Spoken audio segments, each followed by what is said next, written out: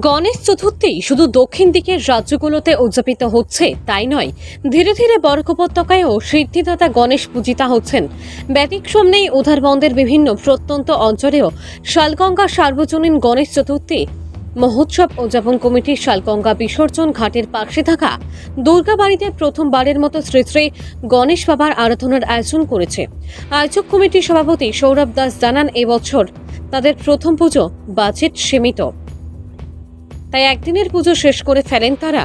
শনিবার সকাল থেকেই পুজো শুরু হয়, দুপুরবেলা শেষ হয়। এরপর 1000 ভক্তদের মধ্যে মহাপ্রসাদ বিতরণ করা হয়। সন্ধ্যায় থাকছে আরতি, রবিবার শঙ্খধ্বনি, উলুধ্বনি ও ঢাকের বোল প্রতিযোগিতা এবং সোমবার শোভাযাত্রার মধ্য দিয়ে প্রতিমা নিরঞ্জন।